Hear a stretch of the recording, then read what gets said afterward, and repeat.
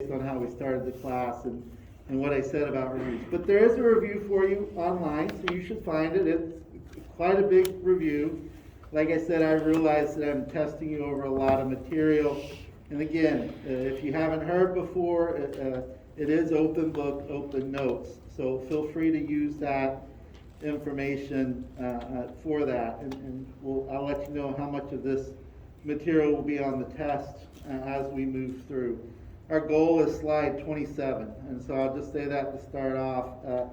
I haven't been, it's interesting, in this one class, I haven't been getting through 30 slides. Every other class, I'm getting through about 30 slides in an hour and a half. I like that. I think we're just having good discussions. So, but for you to know, our goal is to get to slide 27 today. And that will be what's on the test through slide 27. So I get real excited about this chapter, and let me back up, because you've heard me say throughout the semester all the chapters I get excited about, and that's what I want to share with you that I think and is one of the things that makes me very excited as a psychologist, because within the field of psychology there are so many things you can do, and I've had my hand, the last chapter, industrial organizational, is about the only one that I haven't done a whole lot with.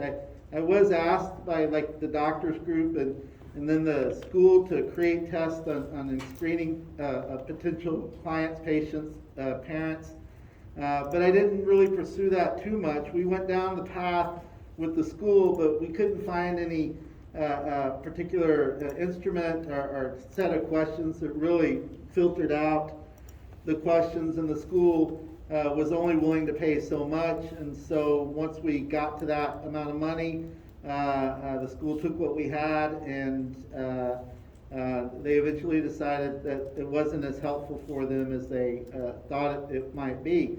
But this area I've done quite a bit of work in, the health psychology area. My master's degree is in sports psychology, and my dissertation, or my thesis, is on burnout, which is part of what we're going to talk about. I worked in skilled nursing facilities for about 3 years, doing mostly health psychology. And actually, my title was clinical rehab health psychologist, was what I wore on my name tag. So this chapter is exciting for me, and so we'll get into it, and I'm sure I'm going to drift off topic a lot as we go. That's why I say the goal is 27, slide 27, and by off topic, that means I'm going to be able to share experiences with you I've had about this part of the field. So let's start off by defining health psychology. As we've done in each chapter, we want to define what health psychology is. And so just straightforward, health psychology is the study of physical health and illness by psychologists from various areas of specialization. So what they're saying is you can do health psychology work even though you may not be specialized in health psychology. One of the most burgeoning areas within psychology, if this is a passion for you, it's also a burgeoning area within medicine in general, is the geriatrics population. They need a lot more practitioners that focus on that group of people. And if you think from a purely market perspective, supply and demand, the fastest growing population in the United States is the geriatric population. And so there's a lot of opportunities to work with that population in whatever capacity you want. And a lot of times, as we age, we have a lot more healthcare needs, and that's where a health psychologist can find themselves having a nice career if they want to in that population. So once the chapter defines what health psychology is, it jumps right into a discussion about stress and coping. And this may be a hard chapter to go through this morning. I thought about the relevance of this since so many of you might be feeling a lot of stress and under a lot of pressure nowadays. But let's jump in and we'll talk about it. If you have to tone out, tone out. Feel free to get up, go get some water or something like that if some of this, and part of the reason I don't tell a lot of stories, and I'm not going to get into any of the experiences I've had with veterans, is because I know as a psychologist, the mere fact of talking about stress when people are under stress can actually make them stressed. And so I'm going to try to brush through this pretty quick and try to tell stories that hopefully that tap into your current levels of stress right now. But let's talk about stress. Stress is a state of arousal in which people perceive the demands of an event as taxing or exceeding their ability to satisfy or alter those demands. So that's how we define stress. It's just a state of arousal in which people perceive the demands of an event as taxing or exceeding their ability to satisfy or alter those demands. In a nationwide survey of over 3,000 men and women reported in Stress in America, the American Psychological Association asked respondents to indicate the sources of stress in their lives. They used a 10-point scale where 1 was little or none. Oops. I'm so excited, I'm jumping ahead. 1 was little or none. Let me fix this as we get started. 1 was little or none, 10 is a great deal. Americans reported on average of a 4.9, so folks are right about in the mid-range of stress on average. This was down from the 6.2 that was reported 10 years later. And so they did this in 2017, and so it was down from 2007. I imagine if they do it now, I just saw a headline this morning that was talking about the stress of folks are feeling right now. I imagine it's probably going to be back up. The first year the annual survey was started. And so what they found is that 62% of Americans cited money as a major source of stress in their lives. This is the number one reason couples divorce, is over money issues. And so it makes sense that so many people are stressed about money. And I imagine that's a little higher these days with the impending inflation, how hard it is to get items, the cost of everything going up. I ordered a pizza last night. I was doing some work and just got a late night pizza to eat. I paid $42 to have that pizza delivered, and it's not a fancy pizza. I remember when I was paying $25 to have a pizza delivered, and I was like, wow, that's really expensive. And I've noticed a couple of times when I bought in groceries or things like that, that I was like, wow, that's really expensive. So after money, work issues tend to be the next, and so you can throw school right in there with that school work, because school is your work right now. Some of you work and go to school, so you got both of those going on. And so then after that, health concerns are about 60%. 57% cited the current political climate. I'd really want to look at that, particularly given the last 4 or 5 years of such political turmoil. So it'd be interesting to see how that's changed over since 2017. And then 51% cited violence and crime as what creates stress for them. What's particularly alarming about the 2017 survey was the high levels of stress the Generation Z respondents were experiencing. And these were folks between 15 and 21. And so you think about that as being prior to this whole past year and a half. I wonder what we know that that's the population that's getting hit hardest by the whole pandemic in terms of emotional and psychological turmoil. The effects on health and well-being from stress are clear. Among the symptoms most commonly reported are things such as irritability and anger. We're seeing that. People are a lot less compassionate and empathic nowadays. Nervousness, lack of energy and motivation. We were having a little conversation over here earlier about how it's just kind of like we're losing our motivation and energy. Fatigue, feeling overwhelmed, sadness, and depression. I don't know for you folks, have you guys ever been so tired that you couldn't sleep? Have you ever had that experience where you're like, gosh, I'm exhausted, I want to take a nap, you lay down and you just can't sleep? Yeah, I've had that, so a few people have had that. And that's frustrating. I get frustrated in that process. It appears that some types of people are more likely to report feeling stressed than others. And so they want to know kind of, is there something that differs in each of us that makes some of us more susceptible to stress than maybe some of the others of us. And so what they looked at is they looked at a national survey, and this was conducted between 1983 and 2009, and Sheldon Cohen and Denise Janicki Deverts did the survey, and they found that more stress is consistently reported by women than men. So that's something to think about, and doing what I do, that's an intuitive thing. And what I throw out as perhaps a reason to that doesn't have anything to do with genetics in terms of the genes we have. But oftentimes women carry the double burden of having to be career successful, school successful, as well as taking all the responsibilities for the family. Raising the kids, getting the kids to soccer practice, make sure coordinating who's picking what kid up from where.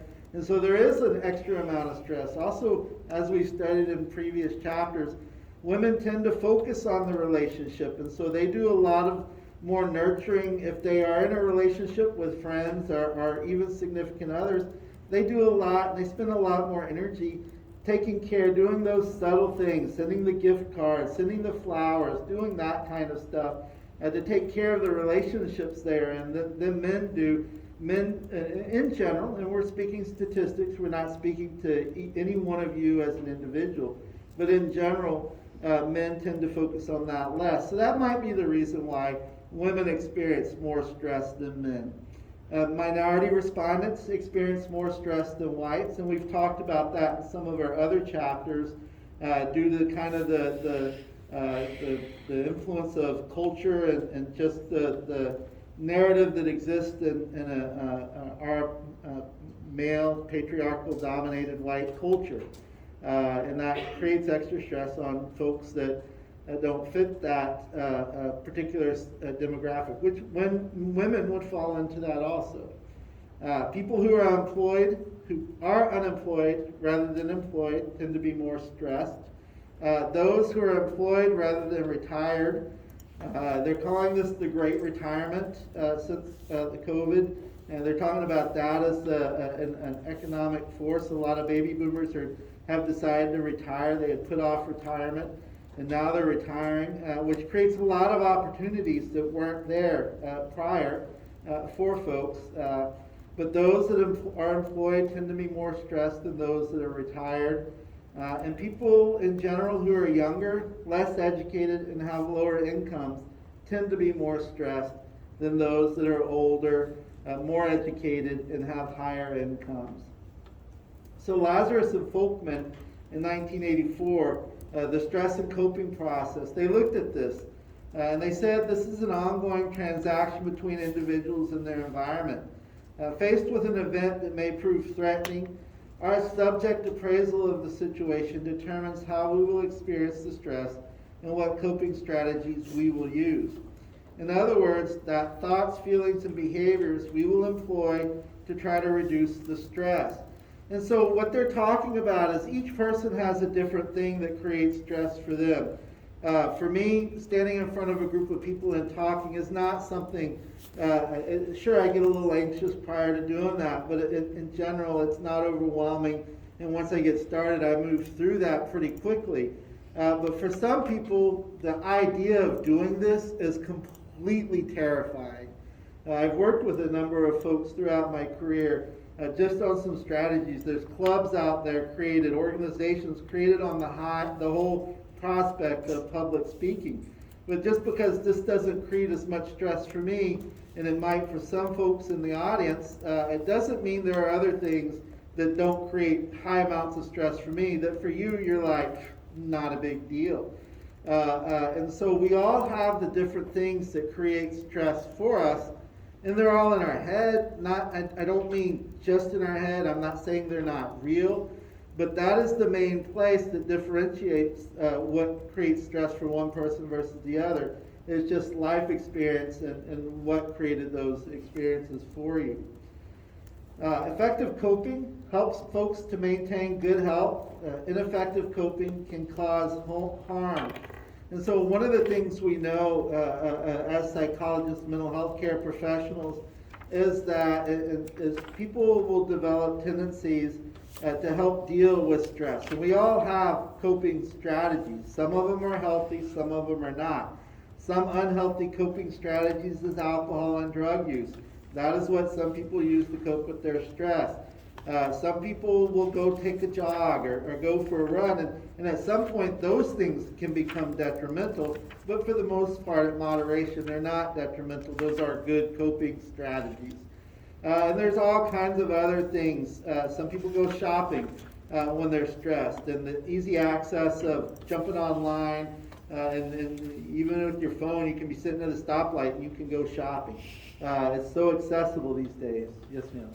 In my positive psychology class, they stress the point, what's healthy coping mechanisms for you is not always the same for anyone else. So it's not just stressors, it's also coping mechanisms. It could be really, really helpful for you, but shopping might be an addiction for me, so. That's a very good point. I love positive psychology, and that has a little bit to do with the chapter we're talking about, because that is kind of some of how it came to be understood, is out of, instead of pathologizing everything, let's look at how people are strong and what characteristics and strengths they have. I myself, I have a journal on my app that's a positive psychology journal that asks me to look at the 3 things that happen positive in each day. And it's one of those things I do just to kind of help me process each one of the days. Because some days, after a hard day of working with folks that have trauma, or maybe it's just a hard day, things didn't go my way, I need to just decompress. And so that's one of the ways I do it. But that doesn't mean that would be something that's helpful for you. Now, I do, as a mental health professional and therapist, always highly recommend journaling as a way of managing stress. But then there's so many different ways of journaling that the idea of journaling can create stress for somebody, because they may want to get it just particularly right. Particularly if you're a type A person, which we'll talk a little bit about in this chapter, you may want to have a specific format, a specific style, and the idea of journaling may just add a layer of stress to you for that. But a very good point. What's a good coping mechanism for one person may not be a very good coping mechanism for another person. And so this is just basically a stress and coping model right out of the textbook. I thought it was good. I think it's, and why I think it's good is because it is so simple and straightforward. You have your personal and situational background factors. And this is kind of what we've been illustrating a little bit about. What creates stress or what creates coping for one person may not do that same for another person. And that is the personal and situation background factors. They go into the stress and coping process, which is the recognition of an event as potentially stressful. Again, we take an appraisal of that. For all of us, if a bear is running at us, we're probably all going to think that's a stressful situation. And we're going to need to do something to cope. And for most of us, that's running away.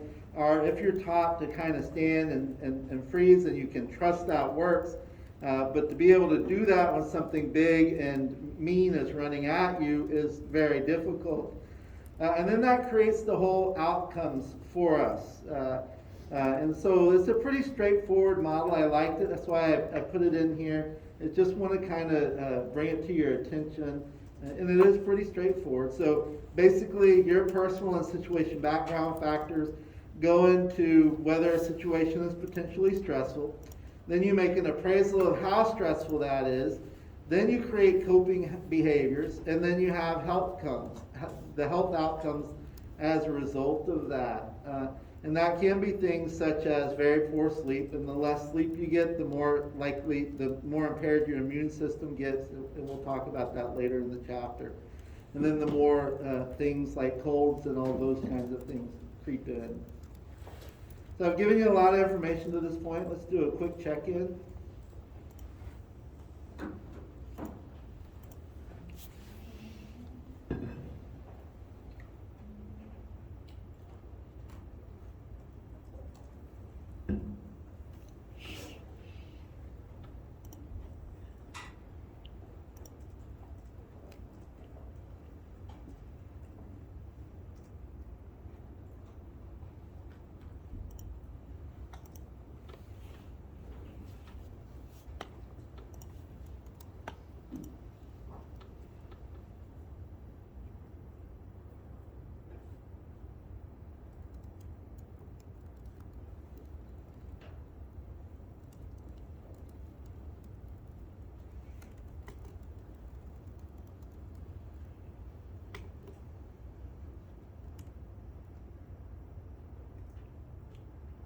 going to stop this at 1 minute. And so the question is, APA conducted a nationwide survey in 2017 that asked men and women to indicate the source of their stress in their lives. Which stressor was cited by 51% of the respondents? And it is violence and crime is the right answer. Remember, we went over the different levels, and I posted it right down here. The violence and crime was the 51% that cited that as a stressor. I thought, and this is why I included this, I thought that was a pretty particular question they were asking at, and just kind of at first glance, I think this one would be one of those that was easy to miss. And so just want to remind you how particular these tests questions can be, and you're probably a lot more familiar with that than me. But I thought this would be a helpful one to include. So what causes stress? What causes the stress in your life? Catastrophes, major life events, daily hassles. Really, a stressor is anything that causes stress for you. There are some specific things that do cause stress, but the best definition is anything that causes stress for you. For example, I don't have young children anymore. I did have young children at one point, but young children and seeing young children doesn't create stress for me. It creates smiles and great memories. And most of the stress that went around with having young children has dissipated for me. That memory is not so fresh. But for folks that are in the middle of having young children, seeing a young child can be very stressful for you. And seeing how a parent is interacting with that child can be extremely stressful for you. And so really the point here is a stressor is anything that causes you stress. There are many different sources of stress or stressors, and their effects can be defined in different ways. So not only do each of us have different things that create stress for us, but how those stressors affect us are also very different. And so how is stress measured? Well, self-reports, we've talked about that, daily diaries, interviews. There used to be the little, I think you can probably find them still, the little temperature gauges where you can, when I was working at an undergrad institute in Oklahoma State University, we just walked around campus giving these out to folks. And you just simply held it and for 5 seconds, and then you took your finger away and it changed colors, and whatever color it was determined the level of stress you had. And so that's one of the ways to determine how much stress you have. There are physiological measures, things like stress hormone levels, recording autonomic arousal, and accumulated levels of cortisol. We've talked about cortisol before, but cortisol is consistent as the stress hormone. They can even take hair samples and measure the amount of cortisol in your hair sample, and this can be used as a biomarker for life stress. That's how well they can study this. So studying of stress and measuring it is a pretty refined tool. It tends to continually go under evolution. I know my first class in psychology, well, it wasn't my very first. One of my very first classes in psychology was a biofeedback class. And I loved this class because all we did, and I think some professor was doing research, but we had to take it. And I got 3 credit hours for it. You went in, you sat in a recliner, lazy boy, comfortable chair. They put all these gizmos on you to measure. And you sat there for an hour listening to soft music, or they had a computer program that ran that had you keep your whatever the character was. These were very rudimentary. You got to think back in the early 90s, late 80s. And you did that character, and then you left the class, and at the end of the semester you did that every day, 3 days a week for a whole semester, and then you got your grade. And your grade was completely and totally based on whether you showed up or not. And that was an easy one to show up for, because who doesn't need to be relaxed?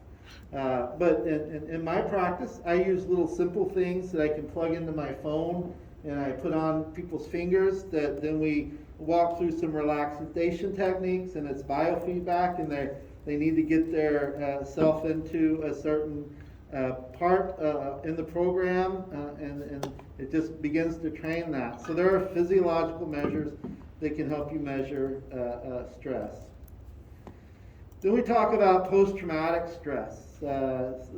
Post-traumatic stress is one I'm going to go into a little more detail. The scarring effects of large-scale disasters are without disputes, whether they be floods, hurricanes, earthquakes, and around here, tornadoes can be particularly scarring events for us. Rubinus and Bickman found that high rates of psychological disorders are common among residents of areas that have been hit by these catastrophic events.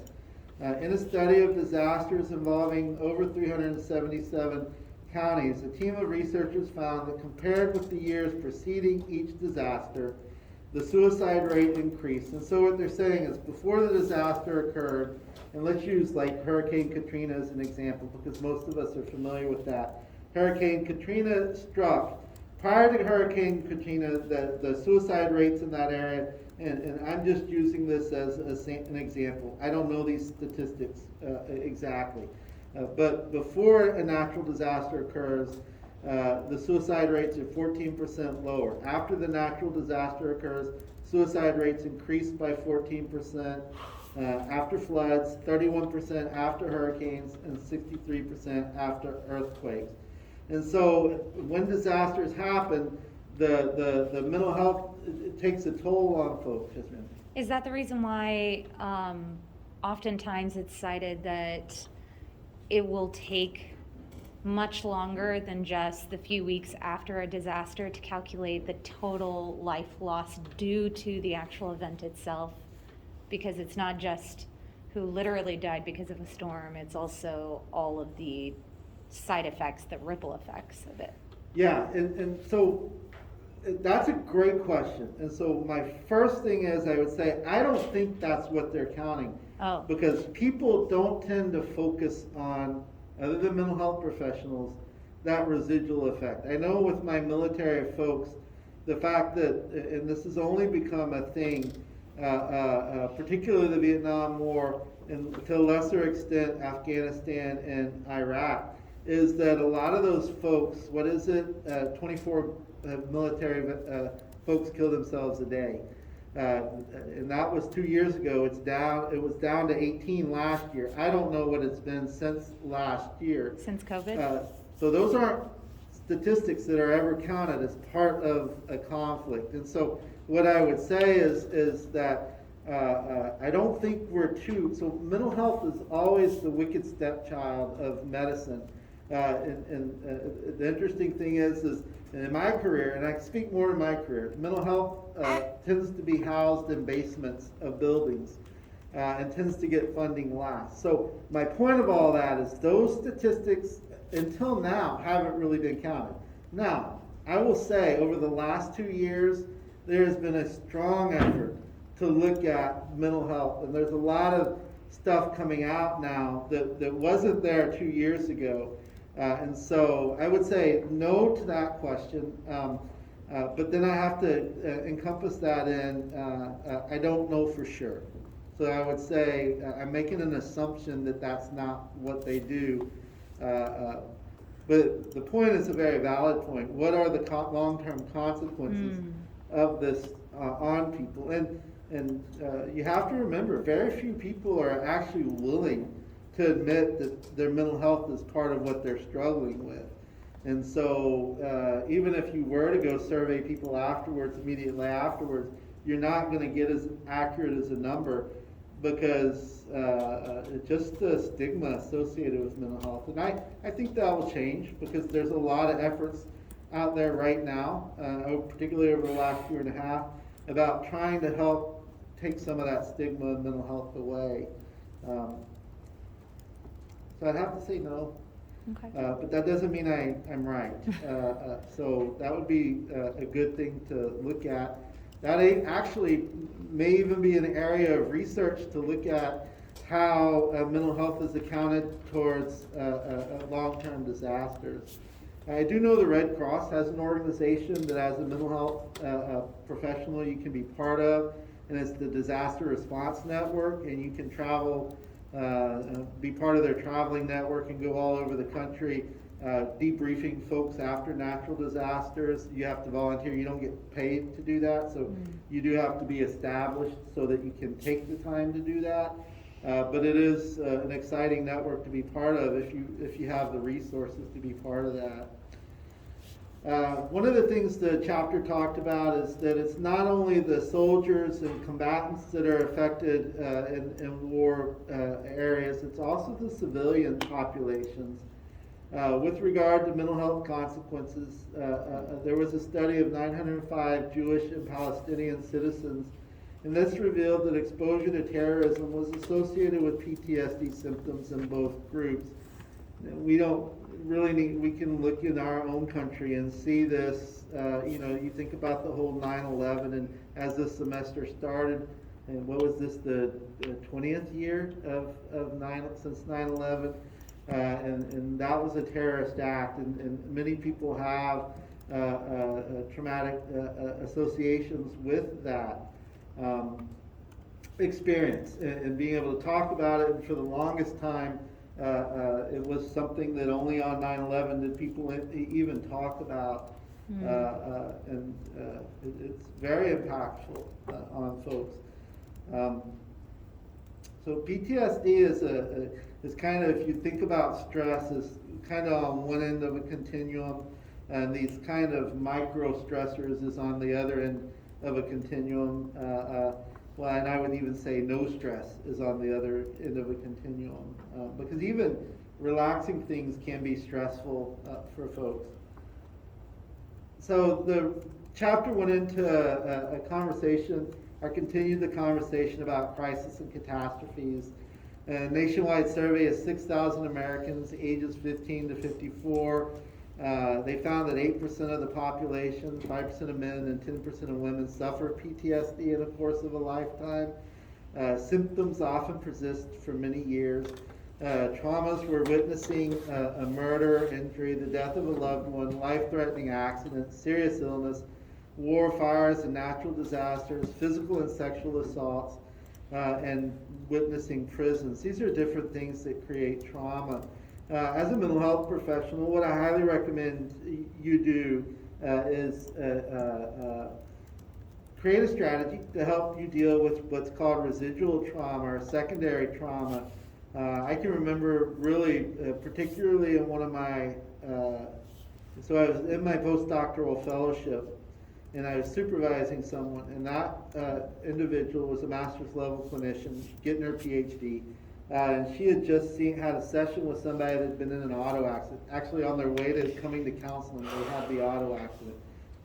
Came on into counseling because it happened not far from the office. So the car was towed, so they walked in and had a session. Well, she immediately came to me, knocked on my door, said, "You got a minute, Dr. Baisden? I need to debrief." And so we went into a session and we began to debrief. She did not experience the accident herself, but she was traumatized by the result of what the person had told her. We had to debrief a little bit, and then I was traumatized by what happened. So I don't know, is that called tertiary? What's tertiary? Tertiary. Trauma. And I had to go debrief with my supervisor, the director of the counseling center. And then we ended up having a group debriefing because all of us were kind of just spinning in our heads about this whole thing. And so that was my first exposure that I needed to be prepared for those kinds of things.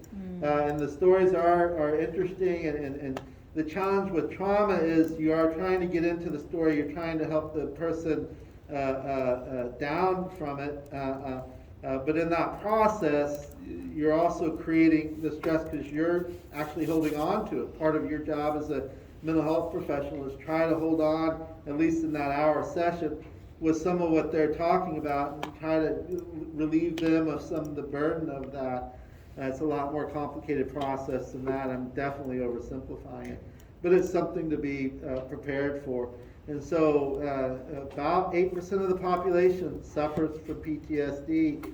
Symptoms often persist for many years. It is my belief, and this is a robust area, and something I'm pretty excited about, is we don't have an appropriate definition for PTSD. You saw in the research I presented earlier in the semester.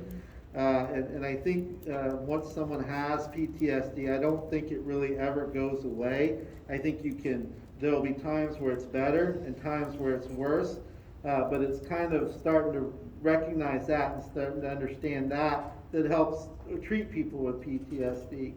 From a meta-analysis of 290 studies involving thousands of participants, it's clear that PTSD is more prevalent among women than among men, even though men are more likely to experience potentially traumatic events. I'm not sure what that reasoning is. It'd be interesting to break down the data and examine why are women more likely to be experience PTSD, but we know in general women are more susceptible to mental health conditions than men. The statistics show women experience mental health issues at a greater rate than men. Experience or report? Report, and that's what I was about to say. And what I would say into that is that it's probably because they're more willing to talk about it than men are willing to talk about it. And I would say that probably goes into this statistic, but I don't have any research to show that or support that. We do know about the research that shows women are more likely to talk about it than men are. And just in my experience, I might see, what is it? I figure I see about 1,000 people a year in mental health counseling. And of that, I would probably say 10 to 15% of that is, in my thing, because I'm working with veterans, is women. But even the women I see are more willing to talk about what they've experienced and the consequences. And the men, the thing I hear, and this is what I hear constantly, and this is what I grew up with too, rub dirt on it, change your socks, and move on. That is what I hear from military veterans consistently, is that rub some dirt on it, change your socks, and move on. And that is just their saying, and that's what they're told to always do. So there is that socialization there that can influence these numbers. So major life events. Change itself can cause stress by forcing us to adapt to new circumstances. The hypothesis here, this was first proposed by Holmes and Ra. So change itself is stressful. And they interviewed hospital patients and found that their illnesses had often been preceded by major life changes in some aspect of their life. Some of the changes were negative, such as getting hurt, divorced, or fired, but others were positive, getting married or promoted or having a baby. So this is showing that any kind of change does create stress for us. And that's why we are so resistant to change in any form. We talk about modernization and getting better and doing things better, but ultimately we're resistant to that because of the stress it creates for us. Holmes and Ra devised the social readjustment rating scale, and this is a checklist of 43 major life events, and I use this constantly with the folks I work with in terms of figuring out what changes are going on in their life in an effort to help inoculate them against the stresses in their life, if you will. And it's 43 major life events, each assigned a numerical value based on the amount of readjustment that it requires. Among the events sampled and the numerical values they were assigned were the death of a spouse. So death of a spouse is 100. That's the hardest thing. That's the most stress you can experience. A divorce is a 73. And again, this isn't men or women specific. It is just everybody. Imprisonment creates about a 63 level of stress. The people I've worked with that have been incarcerated, it's really and it depends on what kind of incarceration you've been in, but that has really a negative effect on people. It's just a whole different world with a whole different set of rules, and it also depends on where you're incarcerated. Marriage, getting married, which most people say, that's a great experience, but on the stress scale, it's a 50. A job loss, Actually, getting married is more stressful than losing your job. Pregnancy, for both men and women, is a 40, but as the pregnancy plays out, I'm sure the level of stress rises, just because of the physiological requirements for women, more so than maybe men. And I'm speaking to statistics, not any particular individual. That can vary depending on how involved the male is in that process. Transferring schools, some of you may be very familiar. I know I've talked to a lot of students this semester that are transferring in from other places. But that 20, it's a 20 on the scale. And even taking a vacation is stressful. I can't tell you the number of people that I talk to, both just personally and then professionally in the counseling setting, that talk about having to take a vacation after their vacation. And a lot of times there's some people that are the vacationers that everything's structured. 8:15 we get up, 8:30 we have breakfast, 8:45 we're on the tour bus, 8:50 we're doing this. Some people do their vacations like that, and some people that's relaxing, some people that's stressful. Some people just get up at 2 o'clock in the afternoon and roll out, and whatever happens, happens. And for some people that's relaxing, but for other people that can be very stressful. Oh, we wasted a whole day, kind of thing. I can do both. But I very much, my wife makes fun of me because I can very much be a scheduled tourist, if you will, and that stresses her out. And I try not to do that as much. It also creates a lot of fun for us. Two problems. The idea of change per se, whether positive or negative, is harmful. So both good things and bad things in change can be positive or negative, is harmful. It does have an impact on us.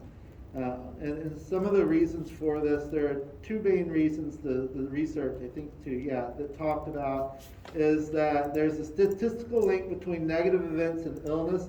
Research does not similarly support the claim that positive stressors, such as taking a vacation, graduating, winning the lottery, starting a new career, getting married, are similarly harmful.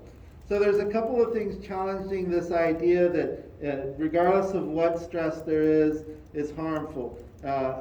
We do see that the research does overwhelmingly support that negative events does have a relationship with illness. But we don't see any research that shows that positive events also have those relationships with illness. The second complicated factor is that the impact of any change depends on who the person is and how the change is interpreted. Remember, the stressor is anything that creates stress for you. And so that's different for everybody. And then how you manage that is different for everybody. And so that's the second complicated factor to this idea, this hypothesis that any change is harmful. To sum it up, change in a person's life may provide a crude estimate of stress and future health, but the predictive equation is often complicated by other factors. So what they're basically saying is that even good things can create stress for you, and it could have a negative impact, but it also may not have a negative impact. And that's just one of those things that really kind of your understanding of yourself is the only one that can really judge how stressful that event is to you. Yes, ma'am. You mentioned stress from having been incarcerated. And I know that it was only for 6 days, but considering how fresh the Zimbardo experiment study is, it makes me wonder whether or not they provided any counseling for the students who were made to feel like prisoners, and if there were any lasting side effects, or if they even acknowledged that or tried to see if there were. Yeah, for the most part, you have to remember when the study took place. Zimbardo wrote a follow-up book I don't know, almost 15, 20 years later. They kind of went into some of those. They did follow some of the folks that participated in the study, kind of seeing the long-term outcomes on them. But that's also one of the major arguments that Zimbardo had, because you have to remember he underwent an ethics investigation by the APA. And so part of his it was found non-negligent, right? It was found, yeah, this is okay because the standards at the time, you did everything. And he was, in the research, he was pretty, as you went over it, he was pretty detailed and covered all his bases at the time. But there wasn't a whole lot done to follow up with these folks, mostly because of what was going on around the time. Remember, he just ended the experiment, and that was it. But there was some anecdotal, like checking in and stuff like that. He writes about that in the follow-up book. But the answer is not really. Because one of the things they wanted to argue, just like in the Milgram study, is that this had no long-term detrimental effect on the participants. There's one particular person that they followed for a while anecdotally and talked about, and actually what I've seen Zimbardo speak on live is this evil concept. I've seen him speak on it a couple of times, and he's a very powerful speaker. Again, I'm just one of hundreds of people in an audience. It's like going to a rock concert. I geek out over that stuff. But the whole concept of evil came from one of his prison guards, and where he began to think about that as a variable in his research. But the answer is no, not really. And a lot of that's because of what was going on around the time, around the ethics investigation, his career, and the one of the things that they found is you weren't prepared. You didn't have the skills to do this. Is one of the things the APA found in the ethics investigation. Ironically, half the prisoners went in as psychologists. Yeah, so that is one of the interesting things. That's awesome. Yeah, it came some form of mental health professional, whether practicing or research. Yeah, I think that's a very good point. And some of the people they thought were very negative, like some of the prison guards that they didn't have very favorable impressions of, actually turned out to be seen as pretty compassionate people or had a career around compassionate kind of thing. So I find the Zimbardo prison study, as you can tell, very fascinating, and I'm glad you had the opportunity to do that. So let's talk about microstressors. Microstressors, we all have microstressors. I know from the fact, one in particular microstressor that I can tell exists in this class is that this is the only class of the 3 I teach that folks are here before time. And that's because this is the only class in Denton. The other 2 are in Frisco. And Frisco, it's not hard to find a parking spot. It's hard to find a parking spot here. And so that idea of parking is a micro stressor. Now, I know the parking lots just right out here are pretty empty at 7:30 in the morning. But some folks are walking across campus, some folks, wherever you're coming, because you have other things to do today. And so you park strategically.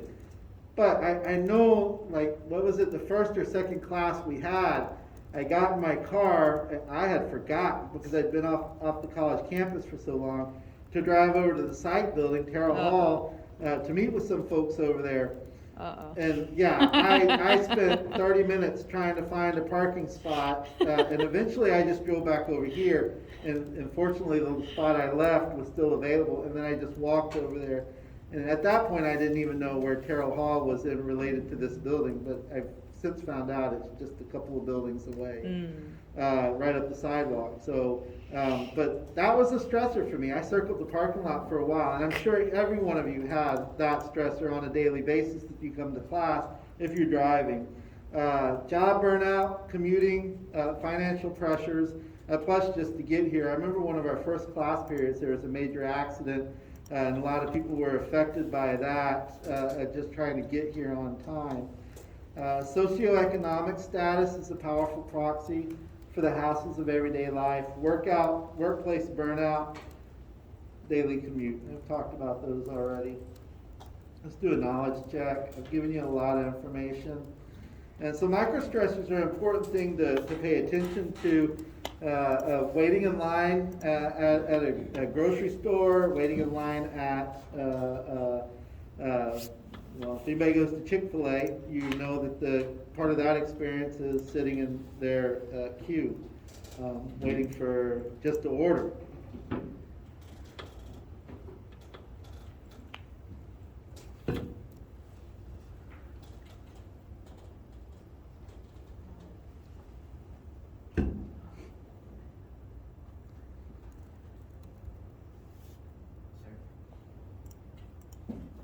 Oh, sorry, yes ma'am. Is it possible that the accumulation of microstressors can cause post-traumatic stress disorder? Yeah, absolutely.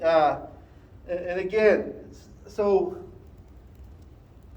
that gets me into a whole nother debate. Let me stop this and let's answer this, and then I'm going to answer your question. So I'm going to stop this. Let's see what folks have said. So all the following are the examples of microstresses except, natural disasters. That's right. Natural disasters is a major stressor. And so the question was, is it possible that the accumulation of microstressors can create post-traumatic stress syndrome? So I think as the way post-traumatic syndrome is defined now in the DSM, the answer would be no. Because you have to look at specifically what criteria A of PTSD is. And that is an event that's life-threatening, experiencing or witnessing, right? And so that wouldn't meet the criteria. But this is my whole argument, that the definition of PTSD is not sufficient to cover that. I think a chronic exposure to microstressors could make someone susceptible to PTSD, yes. Even though there might not even be a life-threatening event in that, but if you rev your system up, that whole fight or flight mechanism, and then if you so let me finish this thought and then I'll go to the next one. If you finish that thought, you can see this is an exciting question because my mind is racing 100 miles an hour. So chronic exposure to stress, your fight or flight mechanism is always on, and that is what post-traumatic stress disorder is. It's the over-arousal of the, if you think from a physiological perspective, it's the over-arousal of the fight or flight mechanism. And then your brain starts kicking in and you start, anybody had that experience of the world moving in an extremely slow motion, whether you played sports, whether you did some kind of performance, that all of a sudden everything just slows down and moves in this incredibly slow pace, and you're just able to comprehend everything you need to do in an incredibly fast way. There's research that calls that flow. There's research that calls that in the moment. There's all kinds of research around it. Well, it's in that moment when you're hitting that slow motion, whatever it is in the brain, and we're still starting to understand it.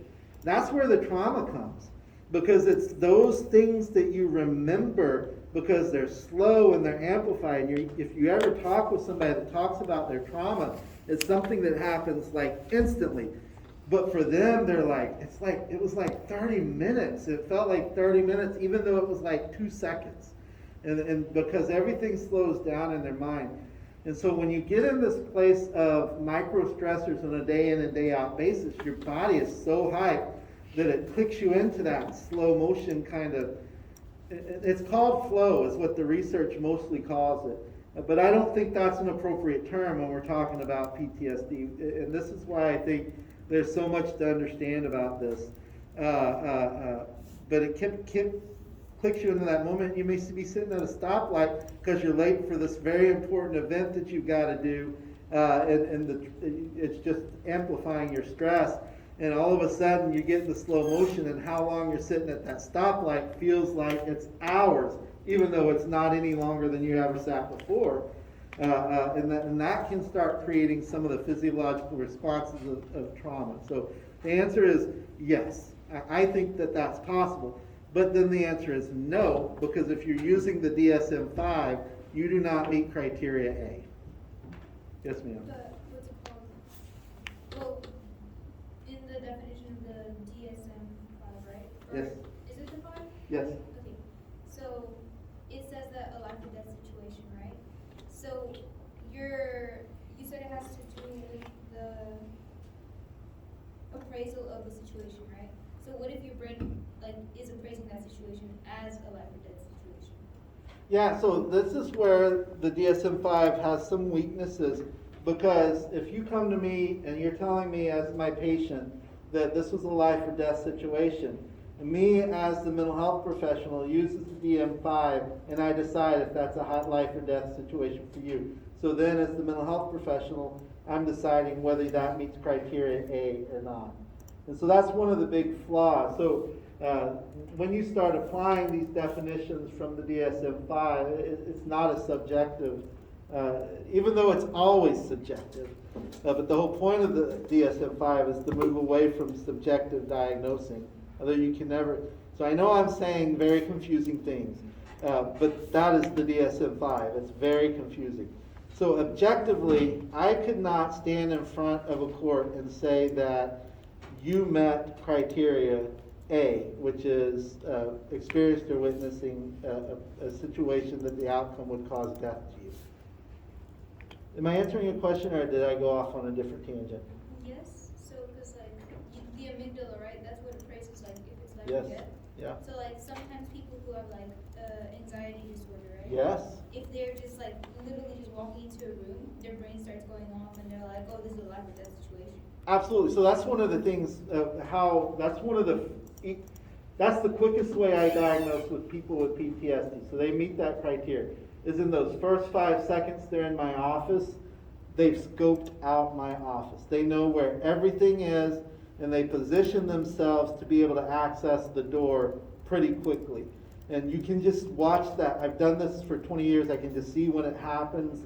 It's not something I could really define other than how I just did. But your point is very valid.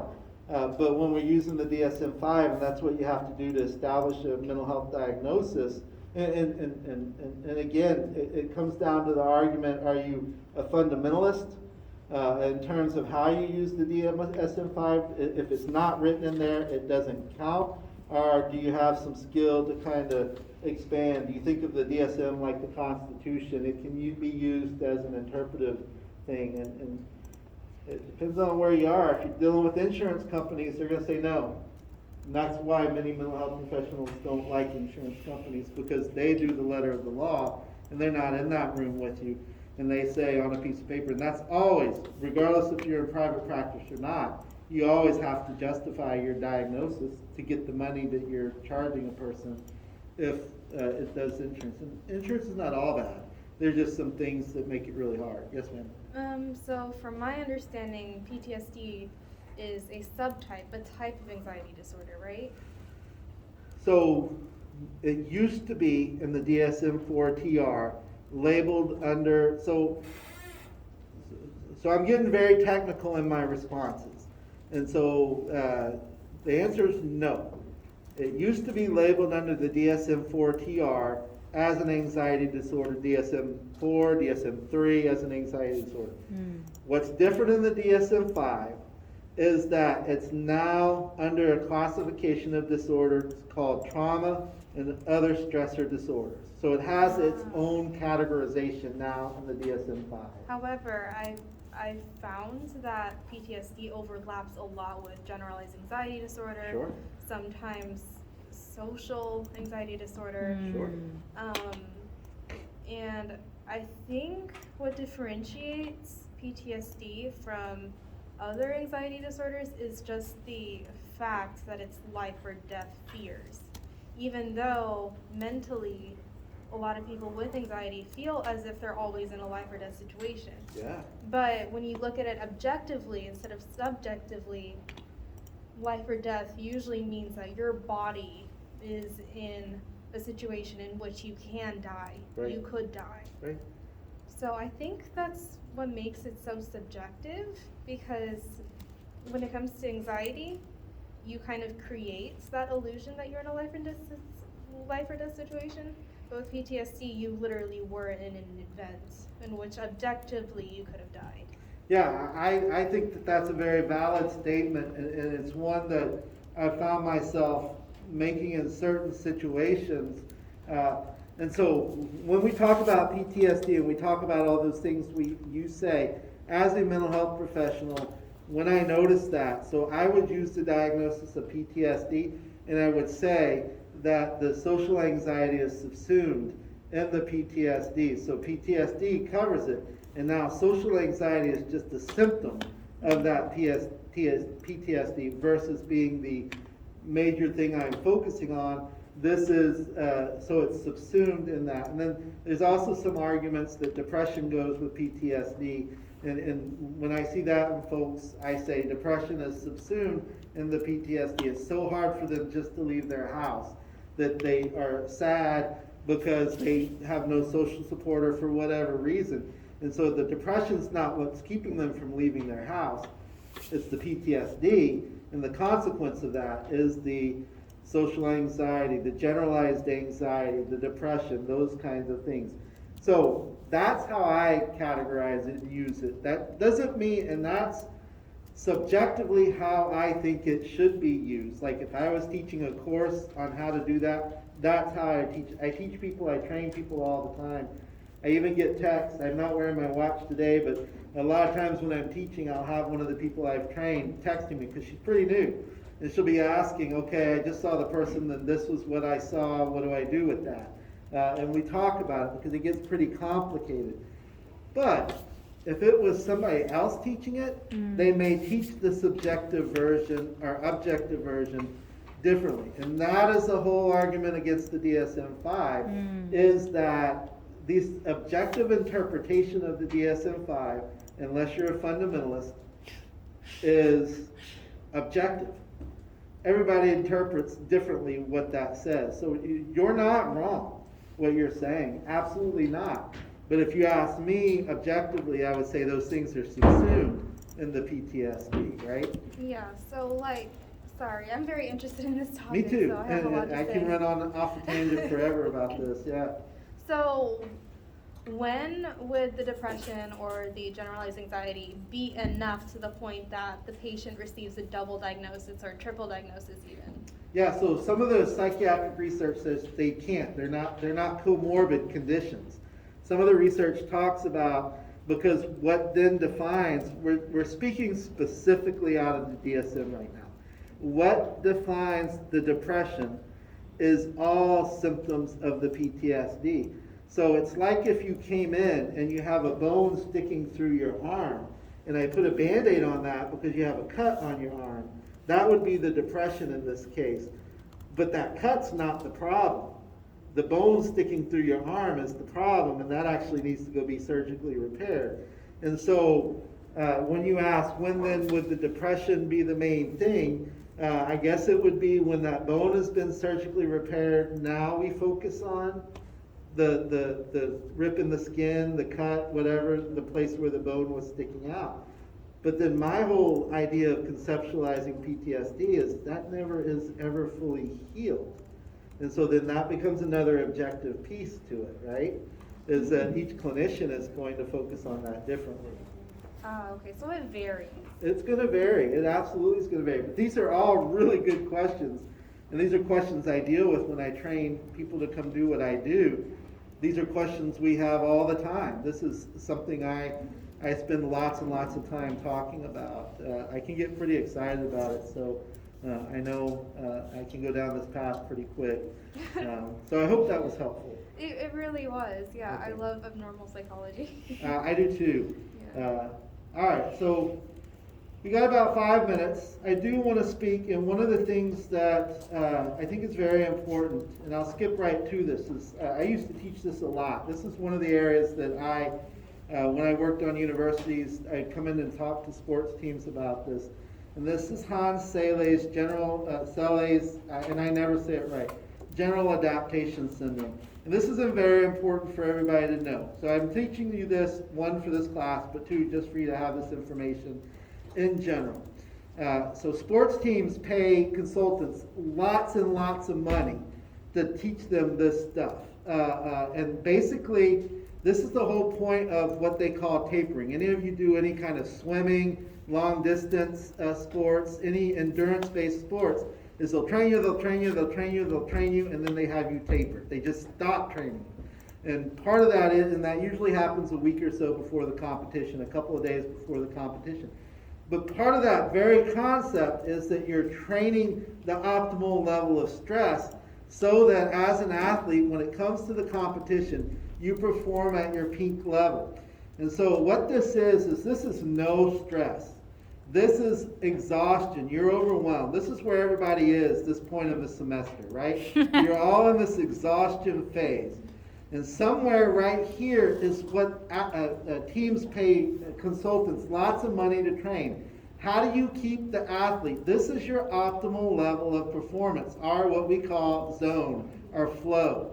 And this is where you want people to do. And that is because the resistance. So you want to give enough stress for somebody so that the system is functioning in a way that you're functioning optimal.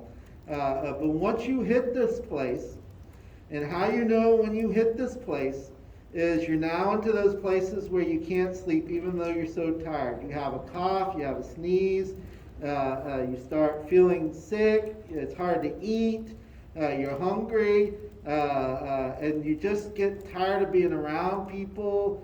Somebody comes and says, hey, and you say, what the hell do you want? And this is what happens with this whole process. And so there's a lot more detail that the book focused on. But the basic is that no stress, we have no reaction, we have no adaptation. This is sitting on your couch and trying to figure out who's going to get up and get the remote control that's standing 5 feet away. That is stress, but you have very low levels of stress. And then this is, like I said, where just about everybody is right now in the semester, trying to get everything done, trying to see family, trying to prioritize everything. But if you can find a way to keep yourself, whatever technique works for you, some people it's running, some people it's journaling, some people it's talking to friends. If you can keep yourself in this optimal level of stress, you're going to be a lot less likely to get colds. You're going to be a lot less likely to walk into walls, get into car accidents, those kinds of things. Because once you move this past this optimal level of stress, you're no longer able to focus on everything you need to focus on. And that's why there's a lot of money and time spent on training athletes to be right here, because this is when you see clearly. This is when you're able to kind of do everything. And so this chapter talks a little bit more about it. I've kind of summed it up. It doesn't talk about it the way I do. But this is the general adaptation syndrome. This is the optimal level of performance, is once you can get your system right here.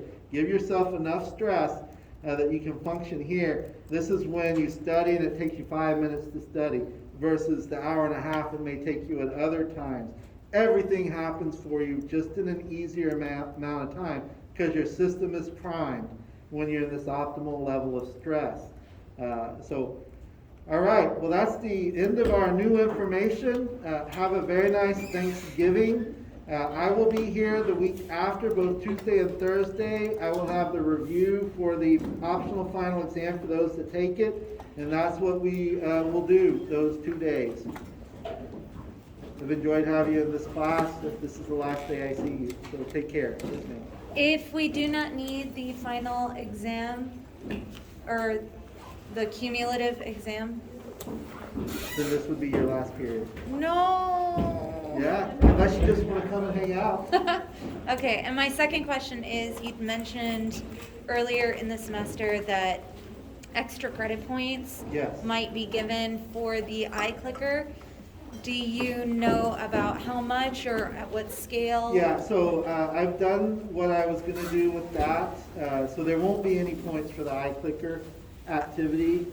Okay. And a lot of that is that I've been getting a lot of emails from people that were like, I was in class, I couldn't log in, please don't count me absent, and those kinds of things. That's across all 3 sections, but a lot in this class. And then I've also had people checking in on the iClicker that have not been here because I didn't do the geographic specifier. I mean, I can go in and see who was here and who's not. It tracks their names and stuff, but I'm not using that because I said I wouldn't. I only might use it as extra credit. So, I see. so Okay. it creates. It's going to be something that some people are going to. If I used it for extra credit, some people would be given a grade unfairly, whereas other people that we hear all the time would be not given a grade. Because Right. sometimes they couldn't, I think you had an issue one day where you couldn't sign it. Yes. So- All right, and my last question is, till where on the slide did you want us to? You said 27. 27? Yes. Okay, thank you. That is going to be on the exam.